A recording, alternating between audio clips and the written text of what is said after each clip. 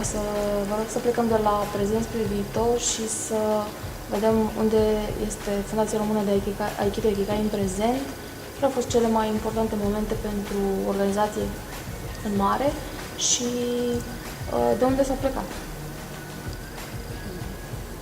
Am plecat în 1997, când s-a fondat Fundația Română de Aikido Ikigai sub o altă denumire. Suntem în 2015. Unde vom fi în viitor, nu știu și nici nu ăsta e scopul astăzi, să căutăm să fim în viitor. Ne concentrăm pe ce facem astăzi. Cred că cel mai important moment în viața fundației a fost organizarea stagiului cu Waka Sensei Mitsutaro Yoshiba anul trecut din septembrie. A fost cel mai important eveniment pe care noi l-am organizat, cu participarea Congresului director al Federației Internaționale de Aikido. Pe lângă acest eveniment, evident, foarte, foarte important pentru o organizație de Aikido de oriunde și implicit și evident pentru Fundația Română de Aikido Ikigai. Ce alte diferențe mai există între organizația pe care dumneavoastră o conduceți și celelalte organizații de Aikido? Nu știu ce diferențe există față de celelalte organizații, că nu știu ce fac celelalte organizații. Dar cred că cel mai important lucru, sigur, evenimentele care noi le organizăm sunt importante pentru membrii noștri, dar cel mai important este practica pe care fiecare din cei care formează Fundația Română de Ikigai o fac în dozul propriu. Pe lângă practica zilnică, practica regulată, avem evenimente, avem stagiile, seminarele internaționale pe care le organizăm cu maestrii de Aikido Ikigai. Așa cum știți, în fiecare an, în martie, Yukimizu Kobayashi și Han de la Hongu Dodo ne vizitează și în fiecare noiembrie Cristian Tissier și Han din Franța. Vorbeați mai devreme despre prezent. Arată prezentul așa cum vă gândeați în 1997? Ați visat? Ca să fiu sincer, în 1997 nu mă gândeam la 2015, că mi se părea prea îndepărtat. Sigur, n-am crezut, am sperat, dar n-am crezut că Aikido avea așa un impact mare, așa explozie în rândul românilor. Mă bucur că lucrurile s-au întâmplat, mai ales că eu consider cu adevărat că Aikido este un mod prin care putem face ca societatea românească să fie mai bună, un mod în care oamenii care practică Aikido pot să-și schimbe viața în mai bine. Și deci implicit și societatea să devină o societate mai, cum ați numit, mai evoluată, mai educată? Societate normală. O societate normală, deci în prezent nu avem o societate. Da, nu cred că e foarte normal. Am înțeles. Aikido este un mod de viață și trebuie să fie un mod de viață și numai o lozincă. Într-adevăr, Aikido educă spiritul și îți modelează caracterul.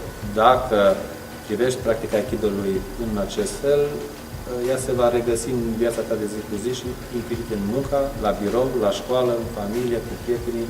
Atunci, da, într-adevăr, influențează societatea în bine. Care sunt principalele, să spunem, 3 așteptări pe care le aveți de la o persoană care decide să intre în organizația pe care o conduceți și să înceapă practica Aikido?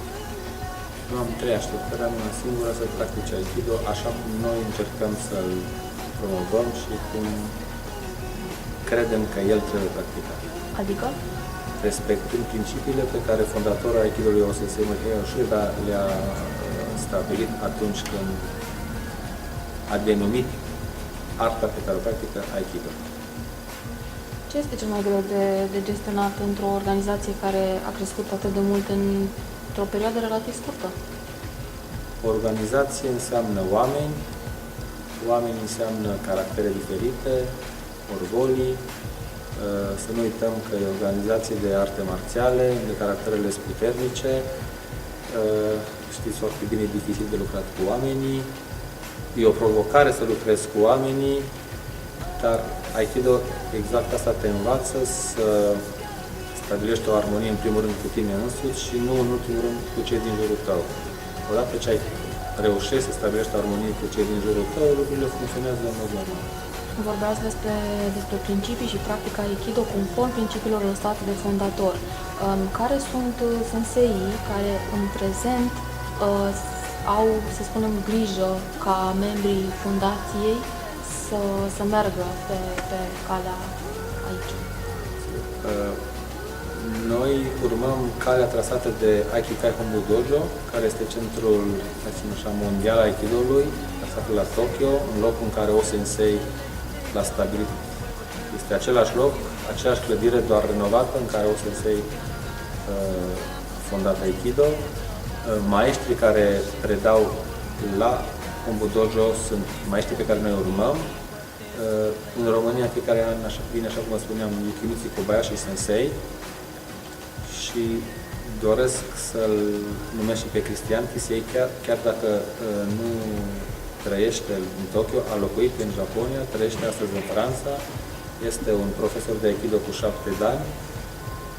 După părerea mea, este printre cei mai remarcabili profesori de Aikido non-japonezi.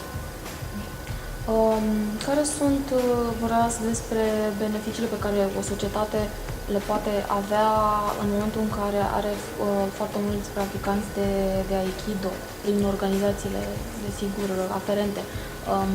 Care ar fi beneficiile imediate ale practicii Aikido pentru o persoană? Deci mă refer și la copii și la adulți și apoi să-mi povestiți despre dumneavoastră. Care au fost primele beneficii pe care le-ați observat când ați început, dacă vă mai amintiți din anii de început ai practici? Aikido este o artă marțială. Asta înseamnă că are o parte de autoapărare, depui un efort fizic, există o mișcare fizică, există o educație fizică a corpului. Orice mișcare fizică este în beneficiul omului, indiferent de ce natură este ea. Aikido face parte din aceste arte în care îți educi corpul. Pe lângă partea fizică, și aici vreau să subliniez, Aikido are o parte, să zicem, mult mai complexă. Tehnicile de Aikido, în primul rând, sunt tehnici de control. În Aikido înveți să gestionezi conflict și nu ești în mijlocul conflictului și încerci să gestionezi fără a lupta propriu-zis. Societatea care trăim astăzi este o societate plină de conflicte și atunci, educându-ți mintea și spiritul în această idee de a gestiona conflicte și de a le controla și de a le bilua, îți îmbunătățești și activitatea de zi cu zi, fie că e la o slujbă, la un serviciu, fie că e la școală sau în familie. Cred că astăzi una din problemele cu care noi ne confruntăm în societate este gestionarea conflictelor. Și pentru dumneavoastră? Și pentru mine, și eu fac parte din aceeași categorie. Am înțeles. Cum s-a schimbat felul în care vă raportați la practica Aikido de-a lungul anilor? Pentru că aveți câți ani de practică deja? Din 1993. Să plătiți, nu știu, la ora asta pot să plătiți. Ok, cum s-a schimbat de-a lungul anilor? Sigur, Aikido este o artă marțială vie. Noi suntem vii, ne schimbăm la zi de zi, an de an. Felul în care percepem Aikido se schimbă odată cu înaintarea în vârstă, odată cu o experiență mai mare în domeniul Aikido-ului, experiența de viață. Atunci când intri și ești tânăr și intri în sala de Aikido, dacă ai văzut filmele cu Steven Seagal, îți dorești să fii ca el, îți dorești să fii un bun luptător, îți dorești să fii mai bun decât celălalt, îți dorești să-l învingi. Pe măsură ce practici și devii mai experimentat, încep să realizezi că nu este așa de important să fii mai bun ca celălalt, ci e important să fii mai bun decât ai fost tu ieri. Începi să-ți educi mintea, să-ți educi spiritul și începe o muncă cu tine însuți. Atunci, în contextul acestui răspuns, aș vrea să vă întreb ce este cel mai important pentru un aikidoka, pentru cineva care vine într-o sală de aikido. Și mai important, în rând, să trăiască. Să să respire. Și aș completa să respire corect. Aikido înseamnă mișcare, Aikido înseamnă viață, lăsând gluma la o parte, felul în care respirăm este important. Este important pentru tehnica de Aikido, fără discuție, este important pentru viața noastră de zi cu zi. Dacă nu învățăm să respirăm corect, ceea ce noi în Aikido încercăm să educăm, să învățăm pe oameni să respire corect, viața noastră de zi cu zi nu este una sănătoasă. Aș vrea să vă întreb de ce Aikido? Ați mai făcut și alte arte marțiale, de ce Aikido și ce ați spune unei persoane care nu a auzit niciodată despre Aikido, dar cunoașteți persoana respectivă astăzi, ce ați spune că este Aikido? Ce Aikido? Da, am făcut karate Shotokan, înainte să fac liga, am făcut aproximativ 10 ani de zile. Nu pot să spun că nu mi-a plăcut, dar mi-a plăcut foarte mult karateul și recunosc că sunt bucuros că am practicat, sunt bucuros că am și o altă experiență în afară de Aikido, sunt bucuros că am avut și partea mea de practică în care am vrut să lovesc, am vrut să atac, am vrut să concurez, am vrut să fiu într-un concurs, într-o competiție, dar simțeam că lipsește ceva. La vremea respectivă mi-era greu să spun ce, acum pot să spun sau simt clar ce îmi lipsește. E lucru care Aikido mi-a dat pentru și m-a completat, exact înțelegerea din spatele mișcărilor fizice. În karate n-am înțeles eu, nu înseamnă că nu se poate înțelege, n-am înțeles eu la vremea respectivă ce se întâmplă în spatele mișcărilor. Cred că mă definesc mai mult mișcările circulare, cele din Aikido, decât celelalte mișcările liniare din karate. Aikido mi-a deschis ochii în privința practicii și, de fapt, să înțeleg ce înseamnă o artă marțială ca mod de viață. Și ce spune unei persoane care n-au auzit niciodată despre Aikido și vă întreabă așa scurt, repede, undeva, nu știu, în viața de zi cu zi suntem în diferite locații, în diferite situații și v-ar întreba imediat și brusc, ce e Aikido? Da, ce aș răspunde în asemenea persoane? Da, e destul de greu să zic ce ar răspunde. Cred că aș întreba eu mai multe lucruri persoana respectivă în loc să răspund ce este Aikido. Cred că aș încerca să aflu ce are nevoie sau ce lipsuri are persoana respectivă în viața de zi cu zi din moment ce caută ceva. În momentul în care cauți ceva, sigur, depinde și ce cauți, există posibilitatea ca Aikido să-ți dea ceea ce îți lipsește. Și atunci, ca să știi dacă Aikido ți se potrivește, ca să știu, sau dacă eu ar trebui să știu să recomand Aikido, ar trebui să știu ce lipsește persoana respectivă. Recomandați oricui să încerce măcar sau, nu știu, recomandați? Fără discuție, oricine poate să încerce. Faptul că rămâne sau nu mai departe să practice Aikido după ce încearcă este opțiunea personală. Faptul că Aikido se potrivește sau nu unei persoane este la fel. Nu oricui se potrivește Aikido, după cum nu oricui se potrivește, nu știu, karate sau orice altă artă marțială. Trebuie să fii compatibil cu ceea ce faci, dar important este dată ceva decizia să practici una dintre artele marțiale, indiferent care ea, în speță materială Aikido, practica cu 100% de toată ființa.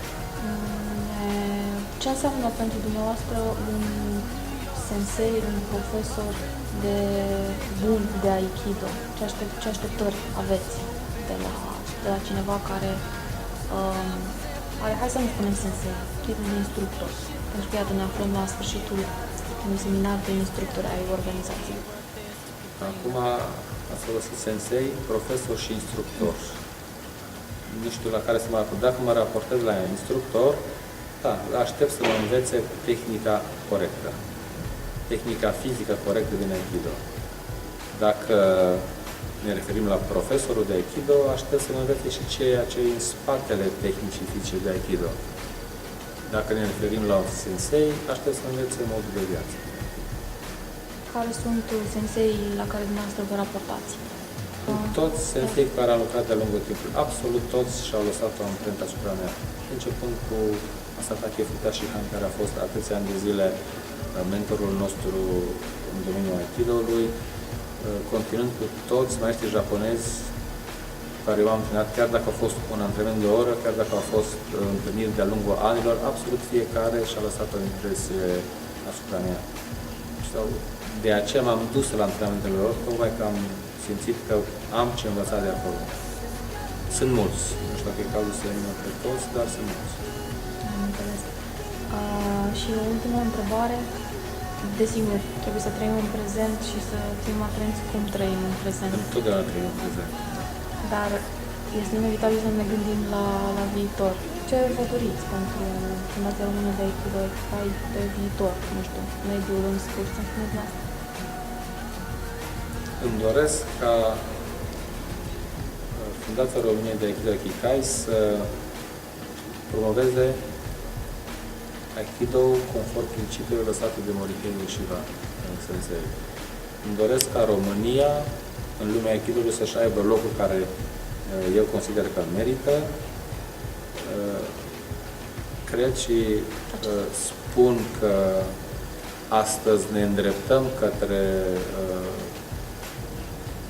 recunoașterea pe care eu cred că o merităm, recunoașterea internațională. Mai avem de muncit pentru partea asta. Este un efort al tuturor membrilor Fundației Române de Aikido, nu este un efort al unui grup restrâns, pentru că organizația în sine e formată din 2500 de membri. Fiecare pune umărul la viața acestei organizații.